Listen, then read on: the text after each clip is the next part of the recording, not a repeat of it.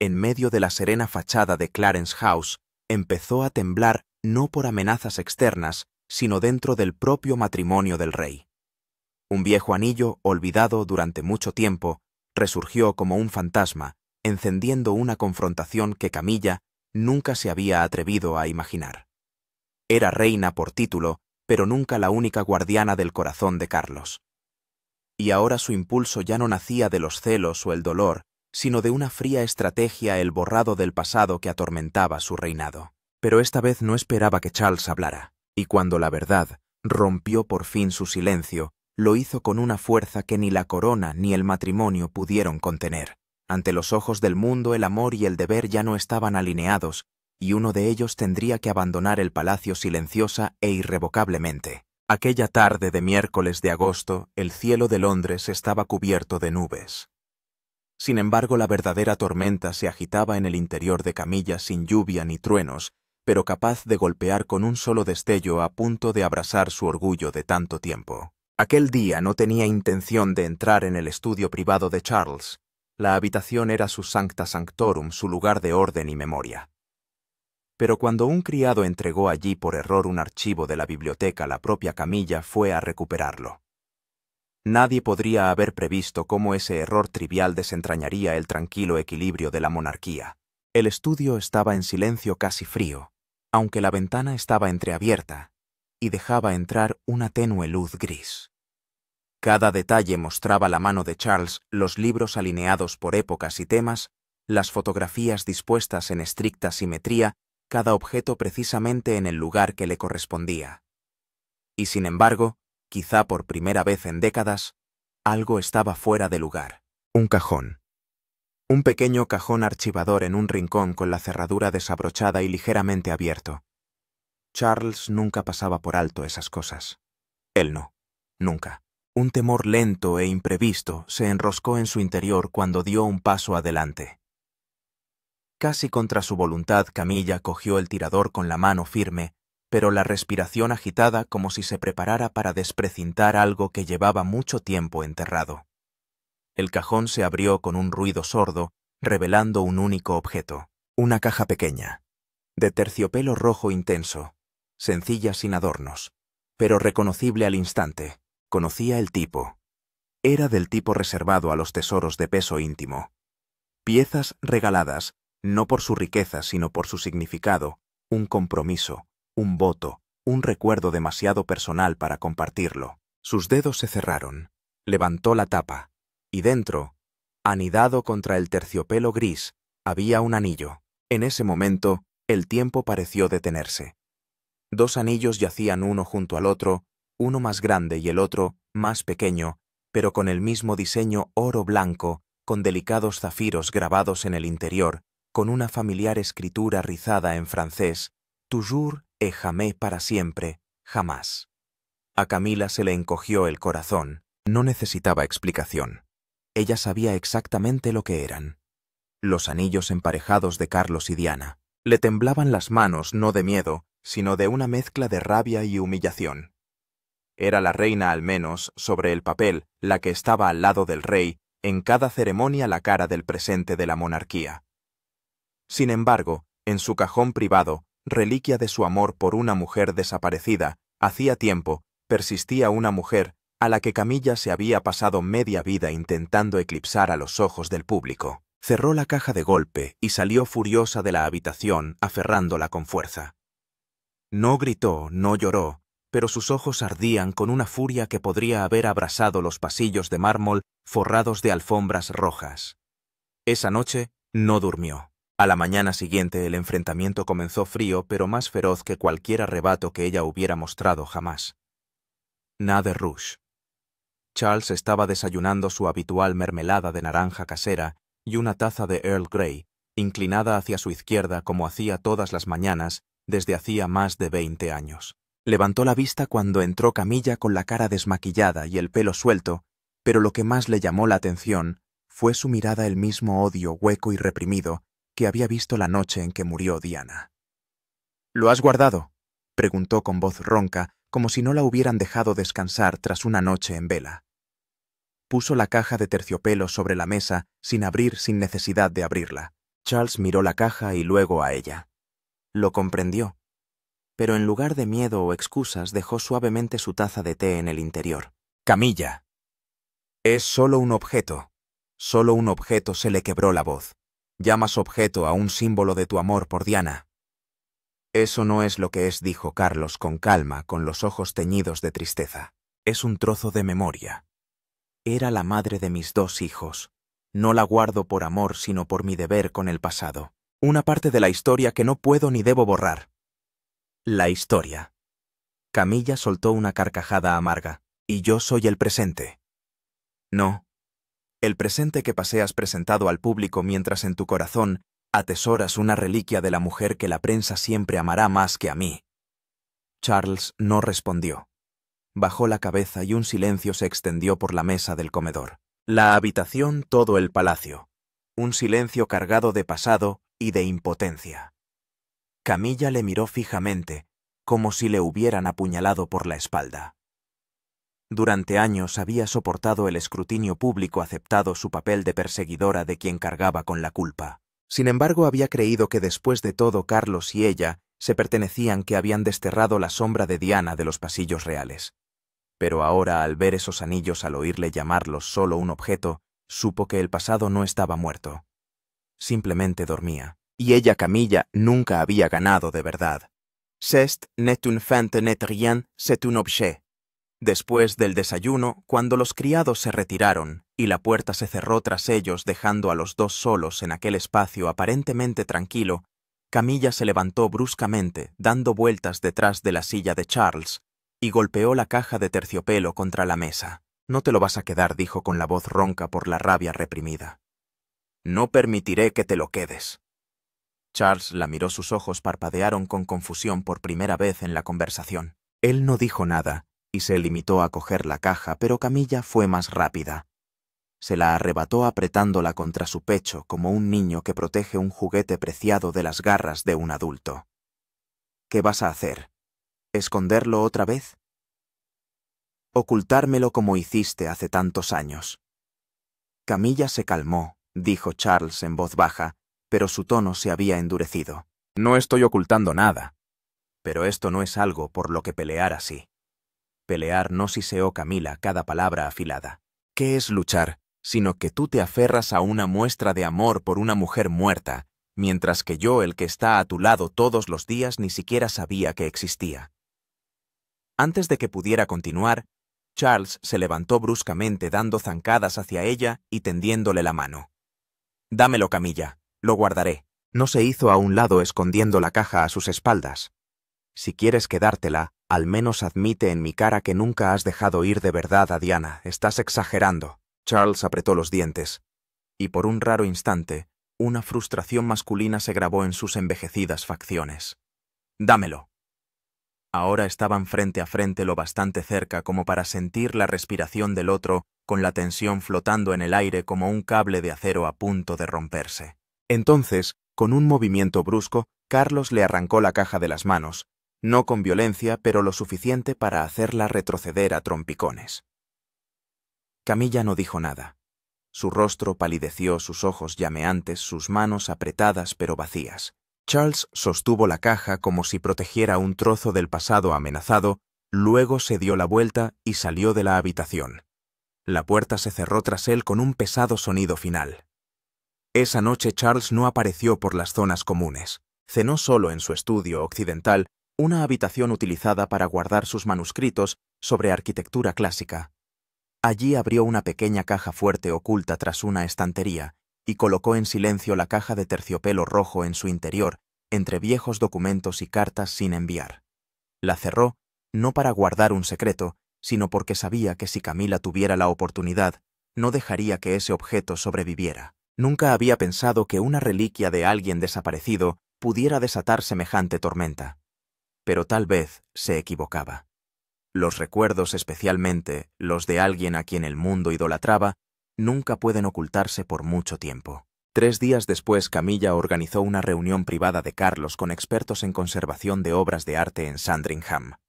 En cuanto él abandonó el palacio, ella se dirigió directamente al estudio occidental, con un mapa de seguridad en la mano, dispuesta a ejecutar un plan que había ideado aquella noche de insomnio. Podría decirse que Camilla había creado deliberadamente una oportunidad en ausencia de Carlos para lograr su objetivo. El mapa era una copia de un documento original de la Oficina de Supervisión Interna, accesible solo a unos pocos elegidos en Palacio. No lo había obtenido a través de la autoridad, sino mediante un acuerdo susurrado con un viejo confidente, un leal servidor de sus días, como duquesa de Cornualles, un hombre que comprendía que aquí la lealtad a veces se medía por el silencio más que por las reglas. El mapa detallaba la ubicación de la caja fuerte oculta tras la estantería de caoba del estudio occidental, donde Carlos había guardado los anillos emparejados tras su enfrentamiento. Camilla no conocía el código, pero conocía a Carlos, un hombre tan tradicional que reutilizó los mismos hábitos durante 4 décadas, eligiendo siempre códigos basados en cumpleaños o fiestas nacionales. Probó 3 veces el cumpleaños de Carlos el día de su boda e irónicamente la fecha de la muerte de Diana. ¿Puedo hacer clic? No. La caja fuerte se abrió. Sin alarma, sin timbre, el sistema estaba diseñado para activarse solo en caso de impactos significativos. Sus manos se movieron suaves y firmes como si hubiera ensayado este momento toda su vida. La caja de terciopelo rojo seguía allí pequeña, cuadrada y silenciosa como una bomba sin detonar. Camilla la levantó estudiándola bajo la tenue luz de la lámpara del estudio. No la abrió. No necesitó volver a mirar. La caja entró en su bolso. Lo que necesitaba ahora era un plan para asegurarse de que ese objeto nunca volviera. Su destino era Mayfair, el lujoso distrito del oeste de Londres, hogar de joyerías antiguas, discretas casas de subastas y joyeros familiares que se ocupaban de transacciones en las que el silencio valía más que cualquier recibo. Allí Camilla había concertado una cita secreta con Harold Fairchild, propietario de Fairchild & Sons, joyero de confianza de la aristocracia. Por su rara cualidad, nunca hacía más de 2 preguntas y siempre sabía cuándo olvidar lo que veía. La tienda, situada en un edificio victoriano de ladrillo de 3 plantas con una fachada blanca desgastada y altas ventanas de estilo renacentista, era un mundo aparte del bullicio londinense. En su interior, suaves vitrinas bañadas por la luz dorada y el aroma a roble envejecido y cuero creaban una atmósfera a la vez lujosa y fría, como suelen ser los lugares que albergan objetos cargados de historia. Camilla entró por una puerta lateral reservada a clientes especiales o transacciones que no debían figurar en los registros financieros. Su rostro ligeramente maquillado y parcialmente oculto por un clásico sombrero de ala ancha, era lo bastante discreto como para no llamar la atención, pero reconocible para quienes habían tratado con ella antes. Sus ojos, sin embargo, delataban un cambio, no la confiada arrogancia de una reina, sino la gélida resolución de una mujer decidida a borrar un símbolo que consideraba una amenaza para su posición. Harold Fairchild, de unos 60 años, calvo, pequeño pero ágil, llevaba guantes de cuero negro y un traje oscuro que se mimetizaba con el entorno. No dijo nada cuando ella entró, solo se inclinó una vez y le indicó con un gesto que se sentara. No hubo intercambio de nombres ni necesidad de presentaciones. Todo se entendió a través de miradas breves, frías y sin palabras. Camilla depositó su bolso de cuero sobre la mesa de ébano. Lo abrió y sacó la caja de terciopelo rojo, el pequeño objeto por el que había sacrificado su orgullo para recuperarlo de manos de Carlos días atrás. No necesitaba explicárselo. Sabía que Harold, con sus ojos afilados por 3 décadas de inspeccionar gemas y arañazos en oro antiguo, reconocería su valor sin preámbulos. Abrió la caja como si manipulara un artefacto recién excavado. La luz del techo reflejaba los anillos de oro blanco macizo ribeteado con finos zafiros, y en su interior la inscripción en francés, «Toujours et à jamais», brillaba como una promesa olvidada. El ceño de Harold se frunció brevemente, no por la duda, sino por reconocer que no se trataba de una joya cualquiera. «¿Véndela o destrúyela?», preguntó con voz grave y sin juicio. «Vender», respondió secamente Camilla sin vacilar. «Ningún anuncio público, sin registro de origen. Quiero que se vaya de Londres, de Inglaterra, de Europa, lo más lejos posible». No sabía su origen exacto, solo que era de época, y que según su experiencia, estaba fabricado con materiales de alta calidad. Su valor es significativo, y no solo por los materiales, dijo Harold, lentamente con los ojos fijos en los anillos. Este tipo de objetos tienen historia. No todo el mundo lo tocaría. La mirada de Camilla vaciló ligeramente por primera vez. No necesito un recibo, solo certeza. Harold asintió. Tengo un cliente en Singapur, coleccionista de antigüedades anónimas, se lo llevará. Es suficiente, dijo Camilla con una leve inclinación de cabeza, y se levantó. Gracias, Harold, y por favor olvida que he estado aquí. Hizo una reverencia en silencio. La puerta de la tienda se cerró tras ella suavemente, como una despedida, pero también cortando el frágil hilo que la unía al pasado de Charles. Lo que ella no tenía en cuenta, sin embargo, era algo que se pasa por alto en toda transacción secreta. A las cámaras de vigilancia no les importa la realeza ni las promesas de honor. En la esquina situada sobre la entrada lateral, una pequeña lente del tamaño de una moneda registraba en silencio toda la actividad a partir de las 9 de la noche. Un nuevo sistema instalado recientemente a instancias de la Oficina del Patrimonio Real para proteger las transacciones con bienes históricos. La cámara solo se activa en caso de movimiento inusual y una mujer con gafas de sol entrando por la puerta lateral de noche fue suficiente para dispararla. Marca de tiempo: 2257.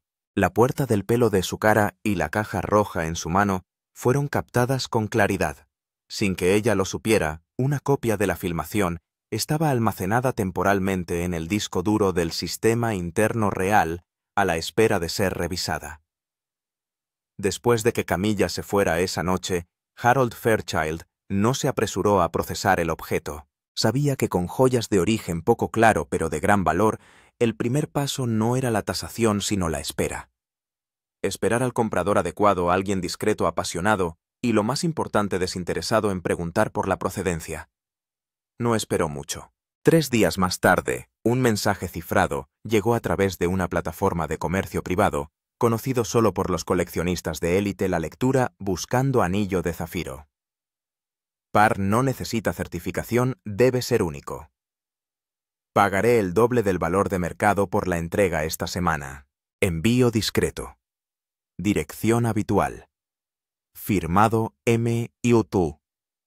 Con 3 décadas de trato con la aristocracia y la realeza europea, Harold no necesitaba comprobar los registros. Conocía a M. Tai, que era Marcus Yeo, uno de los coleccionistas de joyas más discretos y extravagantes de Asia, que una vez pagó más de $1,2 millones por un broche eduardiano indocumentado, creyendo que aparecía en un retrato inédito de la reina María.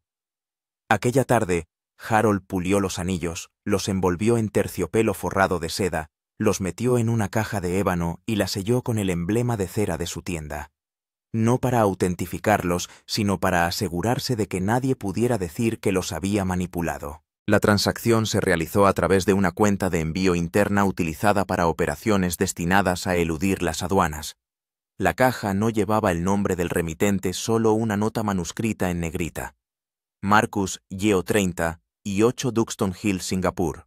Cuando Marcus abrió la caja, la luz del techo captó los anillos, lo que le hizo detenerse. Entrecerró los ojos, se acercó y sacó una lupa sin que nadie se lo pidiera. Los anillos ganaron más grandes, ganaron más pequeños. Ambos de oro blanco con un profundo ribete de zafiro, estaban elaborados con una precisión que solo un maestro podría lograr. Pero lo que le sorprendió no fue la artesanía, sino el detalle que había en el interior, una delicada inscripción francesa, Toujours et jamais, grabada en un óvalo a lo largo de la banda interior, un estilo reservado a los anillos de compromiso, y que rara vez se repite. Marcus se quedó callado. No era supersticioso, pero algo le decía que no se trataba de una simple joya, sino de una pieza de una historia oculta.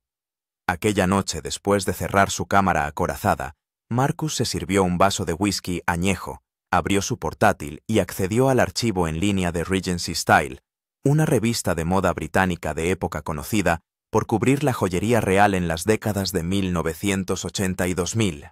Buscó zafiro anillo de compromiso, reduciendo la gama a 1995-2000. En cuestión de minutos, apareció un artículo publicado en agosto de 1997, semanas antes del fatal accidente de la princesa Diana en París, titulado Symbols of Love Never Shown the Secret Matching Rings. En él se citaba a un diseñador anónimo que había recibido el encargo de un destacado caballero de la realeza de crear un par de anillos como regalo privado, no para una boda, sino como promesa silenciosa. Marcus amplió la foto adjunta 2 anillos sobre seda azul. Bajo la luz, la inscripción interior coincidía con las que él tenía en su poder, Carlos y Diana idénticas en todos los detalles. A la mañana siguiente, Marcus envió un breve correo electrónico a la Oficina de Patrimonio Real y Bienes Personales encargada de catalogar, vigilar y proteger los objetos relacionados con la realeza, sobre todo los que corren el riesgo de entrar en los mercados negros o los escándalos de la prensa sensacionalista. Adjuntó una foto de los anillos, enlazó el artículo y escribió diplomáticamente: «Adquirí esta caja de anillos en la tienda de Harold Fairchild. Creo que tiene valor histórico y no estoy seguro de que saliera de Londres legalmente».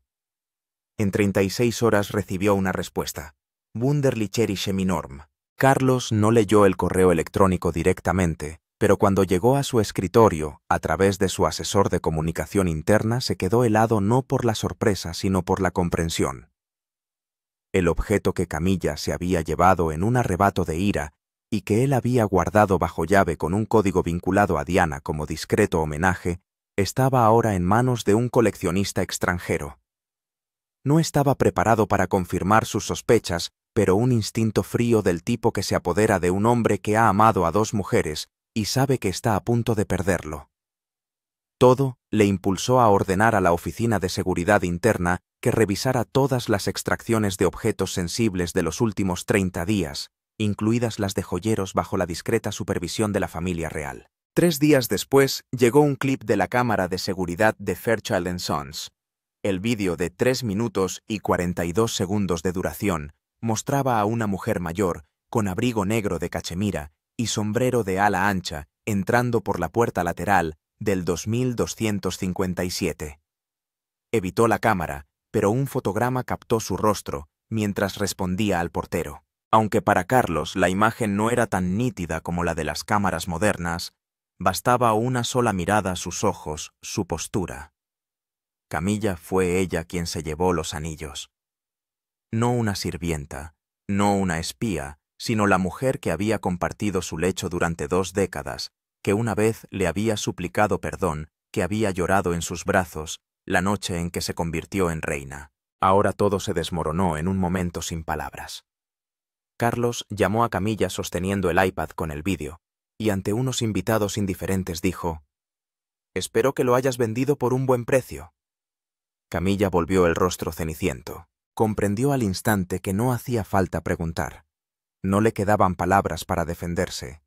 «Solo quería acabar con lo que tú no podías soltar», dijo su voz ronca y temblorosa. «No», respondió Charles con los ojos fijos en ella. «No querías acabar con el pasado, querías borrarlo, borrar a Diana. Borra el amor, borra el hombre que era antes de conocerte». Nadie se atrevió a hablar. Ni el tintineo de las copas, ni sonido de rotura. Solo una orden corta y fría como el acero. «Esta noche dejarás el palacio para siempre». Los ojos de Camilla brillaron con desafío. «¿Por qué debería irme? Guardas una reliquia de una mujer muerta mientras yo soy la que vive contigo. ¿Te atreves a expulsarme? No me iré. ¿Qué puedes hacer?»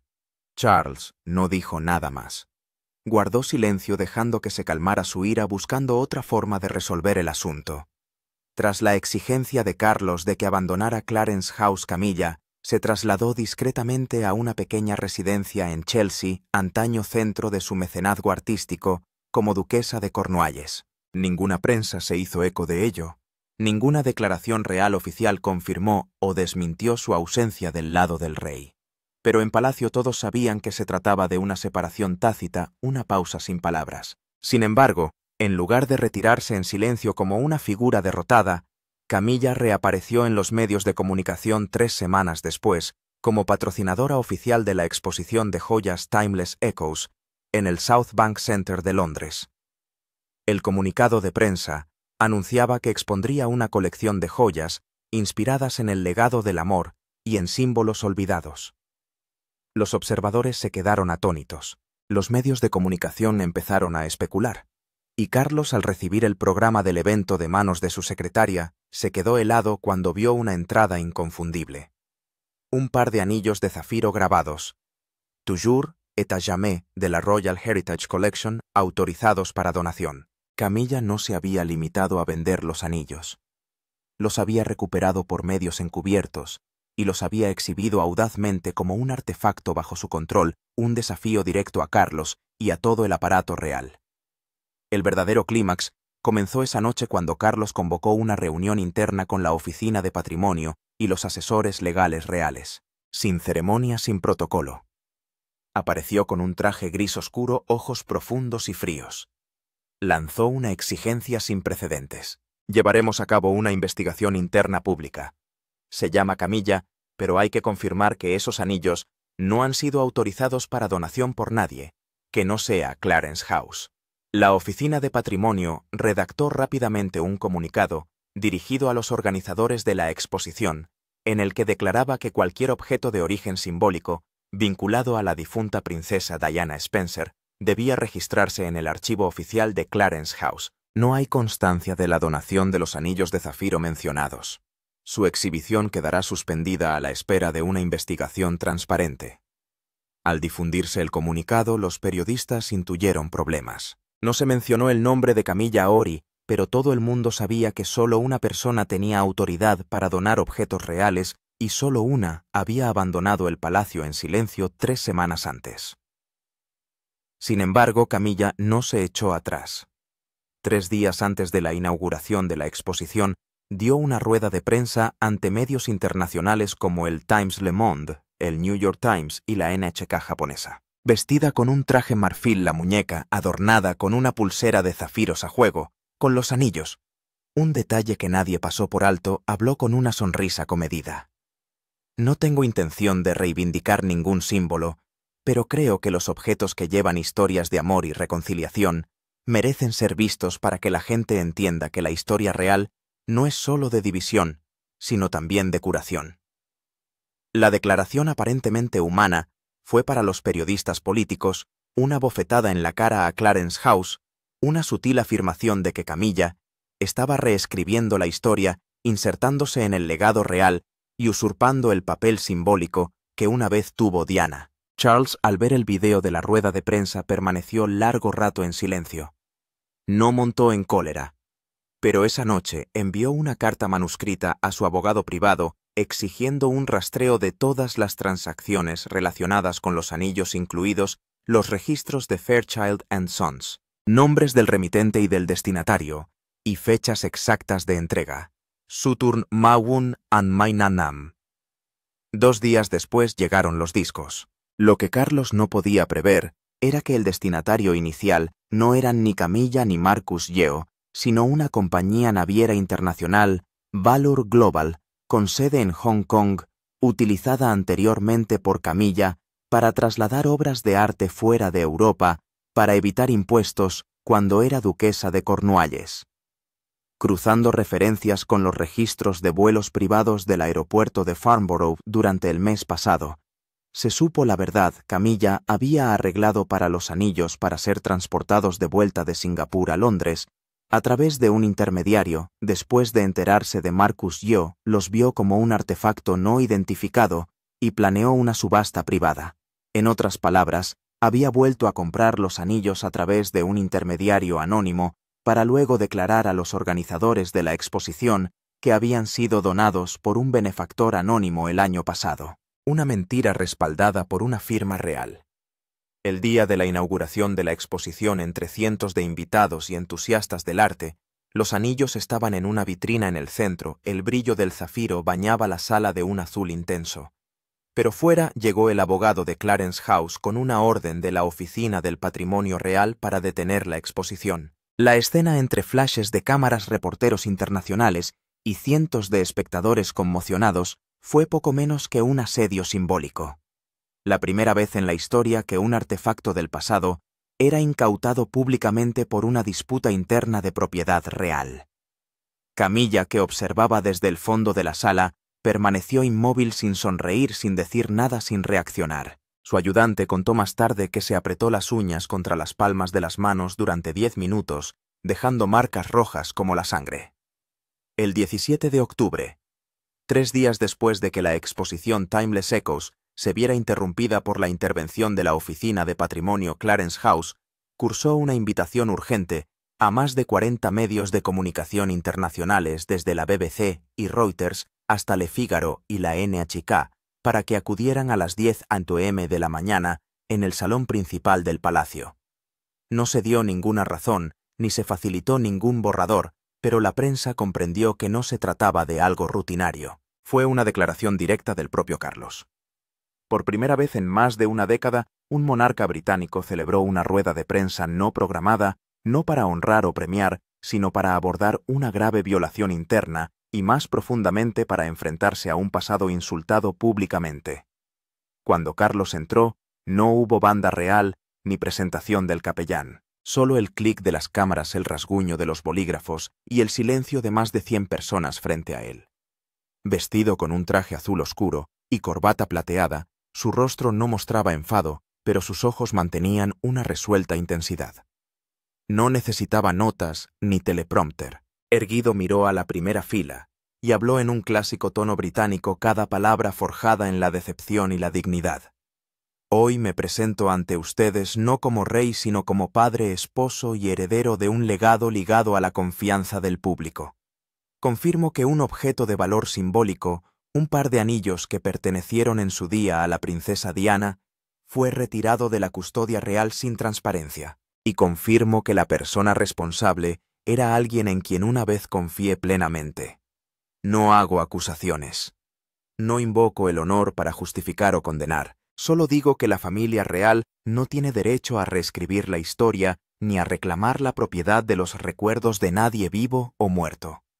Así pues, he ordenado la revocación de los privilegios internos de palacio para el individuo implicado y todos los objetos simbólicos serán devueltos al Archivo Nacional, donde el público, y no nadie más, será su guardián. Nadie hizo preguntas. Nadie se atrevió a interrumpirla. Sus palabras, sin gritos ni malicia, fueron un corte definitivo cortando el último hilo que ataba a Camilla al honor real. La rueda de prensa terminó en silencio. Ningún periodista levantó la mano para preguntar por la postura real sobre Camilla. Sabían que no se trataba de respuestas. Se trataba de un cierre, el cierre de un capítulo de un papel y quizá de una imagen construida sobre demasiados compromisos. Las puertas de la sala se cerraron tras Charles, sin aplausos. Solo el susurro de los papeles, el chasquido de los micrófonos apagándose y las miradas silenciosas entre los periodistas, confirmando que habían sido testigos de un momento histórico, un rey británico revocando públicamente por primera vez todos los privilegios internos de la mujer, una vez reconocida como reina. Aud subon sturum un. Aquella tarde, en un pequeño café de Charing Cross, los redactores de 3 grandes periódicos repasaban la transcripción del discurso de Carlos, deteniéndose en una línea. La familia real no tiene derecho a reescribir la historia ni a apropiarse de los recuerdos de nadie vivo o muerto. Para ellos fue un último homenaje a Diana y un veredicto moral sobre Camilla innominado pero inequívoco. En 12 horas, el vídeo del discurso en el canal oficial de la Casa Real superó los 40 millones de visitas, una cifra sin precedentes para un discurso no ceremonial. Las cadenas internacionales emitieron programas especiales. En las redes sociales, el discurso del rey fue tendencia mundial en 3 horas. En Chelsea, en una residencia Greystone oculta tras antiguas verjas de hierro, Camilla estaba sentada sola en su estudio. La luz de la ventana era demasiado tenue para iluminar su rostro inmóvil, que no mostraba más que agotamiento absoluto. Sobre su escritorio había una copia impresa del discurso de Charles. Lo había leído 4 veces, pero lo que la ahogaba no era el contenido. Era la escalofriante precisión de cada palabra que no dejaba espacio para las lágrimas, ni para la defensa, ni para que ella volviera. Es Sumikinamur Dermath Chuburm. 3 días después, un Range Rover gris salía de la residencia de Chelsea a las 5 a.m. La niebla de principios del invierno londinense Aún cubría las calles y los cuervos no habían abandonado sus nidos. Camilla iba sentada en la parte trasera flanqueada por 2 maletas de cuero vintage.